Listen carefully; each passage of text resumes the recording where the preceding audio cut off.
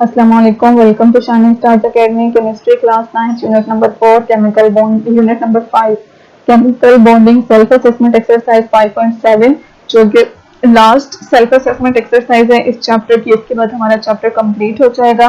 पहला इसका क्वेश्चन है differentiate between polar and non polar covalent bonds. Polar और नॉन पोलर कोवेलेंट बॉन्ड्स को हम डिटेल से थ्योरी वाले पोर्शन में डिस्कस कर चुके हैं। यहाँ पे उनके डिफरेंसेस हैं।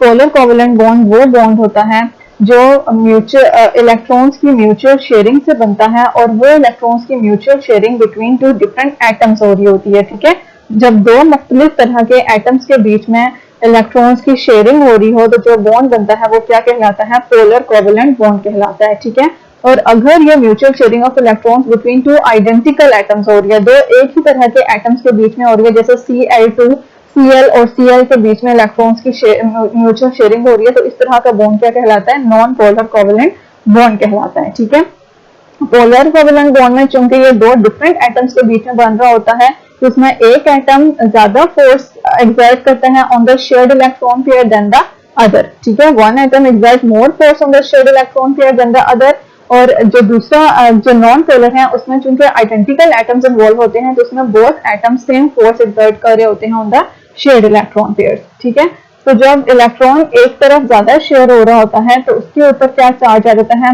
Minus charge, partial negative charge आ जाता है, जिसकी बदौलत हम कहते हैं, जिसकी वजह से हम कहते हैं कि इनमें क्या है? इलेक्ट्रिकल पोल्स जनरेट हो गए हैं। लेकिन नॉन पोलर के केस में ऐसा कुछ नहीं होता, क्योंकि दोनों जो शेयर्ड इलेक्ट्रॉन पेयर है वो दोनों एटम्स के बीच इक्वली शेयर्ड होते हैं, तो वो उनमें किसी किस्म का कोई इलेक्ट्रिकल पोल्स नहीं होते। ठीक है, इसमें one end of the molecule जो है वो पॉजिटिव हो जाता है, और दूसरा एंड जिसकी तरफ ज्यादा इलेक्ट्रॉन्स अट्रैक्ट हो रहे होते हैं वो नेगेटिव हो जाता है। लेकिन इसमें इस तरह के कोई चार्जेस ऑपोजिट एंड्स पे नहीं होते। ठीक है, इनमें डायपोल मूवमेंट होती है, इसमें डायपोल मूवमेंट नहीं होती। अनइक्वल डिस्ट्रीब्यूशन ऑफ इलेक्ट्रॉन्स की वजह से डायपोल मूवमेंट जनरेट होती है, तो यहाँ पे पोलर कोवेलेंट बॉन्ड में डायपोल मूवमेंट होगी, लेकिन नॉन पोलर कोवेलेंट कंपाउंड्स में डायपोल मूवमेंट नहीं होगी। ठीक है, इसमें एग्जांपल किसकी आती है? HF की, और इसमें एग्जांपल किसकी है? H2 एंड Cl2 की। ठीक है, नेक्स्ट है how is coordinate covalent bond different from normal covalent bond. Coordinate covalent bond normal covalent bond से डिफरेंट क्यों होता है?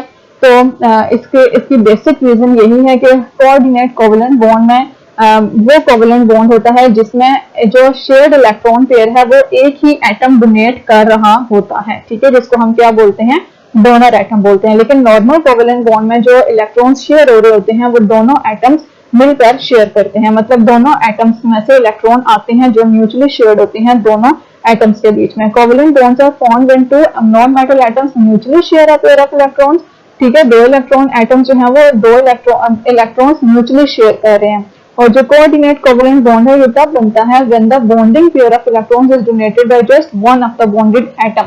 इसमें क्या होता है कि सिर्फ एक जो बॉन्डिंग पेयर ऑफ इलेक्ट्रॉन है वो सिर्फ एक एटम डोनेट कर रहा होता है, दूसरा जस्ट उसे एक्सेप्ट कर रहा होता है। ठीक है, the atom that donates the lone pair of electrons is called the donor atom, और जो एटम डोनेट कर रहा होता है लोन पेयर ऑफ इलेक्ट्रॉन उसको हम डोनर एटम या फिर लुईस बेस बोलते हैं। ठीक है, तो this was the self assessment exercise 5.7। अगर ये वीडियो आप लोगों के लिए हेल्पफुल है तो please like, share and subscribe जरूर कीजिएगा।